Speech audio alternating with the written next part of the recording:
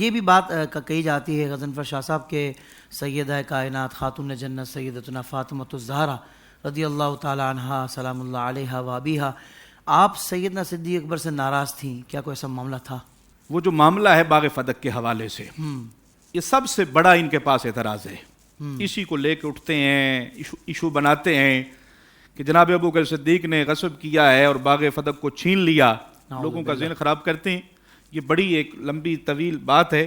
بہرحال اتنی بات میں کرنا چاہتا ہوں کہ جناب سیدہ خاتون جنت رضی اللہ تعالی عنہا، کیا امید کی جا سکتی ہے کہ اپنے بابا جان کے سب سے قریبی اور سب سے محبوب ترین غلام سے ناراض ہو جائیں؟ بالکل نہیں. کیا ایسا ممکن ہے؟ اور پھر ایک باغ کی خاطر، ایک زمین کے ٹکڑے کی خاطر، اللہ، جن کا نام ہی بطول ہو. ہائے ہائے ہائے. جناب سیدنا ابو بکر صدیق رضی اللہ تعالیٰ عنہ، یہ فریقین کی کتابوں میں موجود ہے. امام بہقی نے بھی دلائل النبوہ میں لکھا ہے کہ یہ جو معاملہ پیش آیا تھا باغ فدق کا، حضرت ابو بکر صدیق کے دل میں خیال آیا کہ بنت رسول خاتون جنت کہیں مجھ سے ناراض تو نہیں. تو آپ بیمار تھیں اس وقت، دنیا کو رخصت کر رہی تھی، تو دھوپ تھی، دوپہر کا وقت تھا. حضرت ابو بکر صدیق بنت رسول کے دروازے پہ جا کے کھڑے ہو جاتے ہیں اور ننگے پاؤں اللہ، اور کہتے ہیں کہ جب تک بنت رسول مجھ سے راضی نہیں ہوگی میں قدم بھی نہیں اٹھاؤں گا. اب اندازہ کریں جناب ابو بکر صدیق رضی اللہ تعالی عنہ بنت رسول کے ساتھ کتنی محبت اور عقیدت رکھتے ہیں اللہ، کہ وقت کے خلیفہ ہیں اور ننگے پاؤں کھڑے ہیں. اللہ اکبر. حالانکہ کوئی ایسا معاملہ نہیں پیش آیا، کوئی ایسی بات نہیں کہی جس سے جناب سیدہ خاتون جنت کے دل کو رنج پہنچا ہو. تو حضرت علی المرتضیٰ شیر خدا آپ جا کے کہتے ہیں خاتون جنت سے کہ میں ابو بکر کو بلا لوں؟ تو وہ کہتی ہیں کہ علی آپ کا کیا مشورہ ہے، آپ کیا کہتے ہیں، ان کو اندر آنے دیا جائے؟ تو آپ فرماتے ہیں کیوں نہیں، ان کو اندر آنے کی اجازت ملنی چاہیے. تو حضرت ابو بکر صدیق اندر آئے اور آپ نے حضرت سیدہ خاتون جنت کو راضی کیا. اللہ.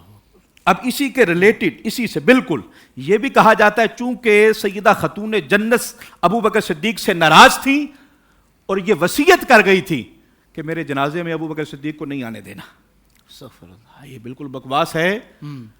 آپ کی جو زوجہ محترمہ تھی حضرت سیدہ اسماء بنت امیس، وہ حضرت خاتون جنت کی عیادت میں تھی، آپ کی خدمت میں مامور تھیں. اور جب آپ کا وصال ہوا، رات کے وقت جنازہ ہوا، یہ سیدہ خاتون جنت کی وصیت تھی کہ میرا جنازہ رات کے وقت ہو. اب امام بہقی کی السنن الکبریٰ اٹھا کے دیکھ لیں، علامہ علی متقی الہندی کی کنز العمال اٹھا کے دیکھ لیں، اور علامہ طبری کی الریاض النظرہ فی مناقب العشرہ اٹھا کے دیکھ لیں، اور امام ابو نعیم اصفہانی کی حلیۃ الاولیاء اٹھا کے دیکھ لیں، اور حافظ ابن کثیر کی البدایہ والنہایہ اٹھا کر دیکھ لیں، اور علامہ ابن سعد کی الطبقات الکبریٰ اٹھا کے دیکھ لیں، اور اسی طرح علامہ عبدالعزیز محدث دہلوی علیہ رحمہ نے تحفہ اثنا عشریہ میں بھی اس بات کو لکھا ہے کہ جب سیدہ خاتون جنت کا جنازہ رکھا گیا، حضرت ابو بکر بھی آئے، حضرت عمر بھی آئے. یہ تو کہتے ہیں جنازہ پڑھا نہیں تھا، پڑھا نہیں بلکہ پڑھایا تھا. اللہ. اور آ کے کہنے لگے علی سے کہ آگے بڑھیں اور جنازہ پڑھائیں آپ. تو حضرت علی نے کہا نہیں، آپ رسول اللہ کے خلیفہ ہیں، اللہ. آپ کی موجودگی میں میں آگے نہیں کھڑا ہو سکتا. دلیل کیا ہے کہ رسول اللہ نے میری موجودگی میں آپ کو آگے کھڑا کیا ہے، میں بھی آپ کو اپنی موجودگی میں آگے کھڑا کروں گا. اور امام بہقی نے تو یہاں تک لکھا ہے حضرت قبلہ شاہ صاحب کہ حضرت علی المرتضیٰ شیر خدا نے ابو بکر صدیق کے دونوں ہاتھ بازو پکڑ کے آگے کیا ہے.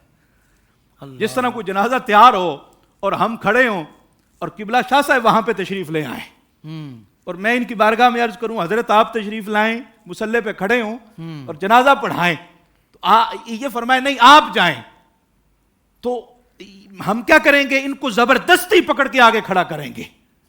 محبت دل میں ہوگی تو ایسا کریں گے نا. یہ جو انداز ہے یہ بتا رہا ہے کہ مولا کائنات ابو بکر صدیق سے اوپر سے نہیں محبت کر رہے. وہ گونگلاں تو مٹی نہیں چاڑ دے پہ کہ نہیں جی آپ کر لیں، جس طرح ہم صلح لگا لیتے ہیں حافظ صاحب یہ کھانا ہے آپ نے، یہ کھا لیں. نہیں، اندر سے دل سے دونوں بازو پکڑ کے مصلی پہ کھڑا کیا ہے اور حضرت ابوبکر صدیق نے 4 تکبیروں کے ساتھ بنت رسول کا جنازہ پڑھایا ہے۔ اللہ زندگی کے تمام شعبوں میں دینی رہنمائی حاصل کرنے اور آخرت کو بہتر کرنے کے لیے ہمارے YouTube channel Islamic digital studio کو سبسکرائب کر لیں اور بیل آئیکن بھی پریس کر لیں۔ قرآن سے بھی ملاتا ہے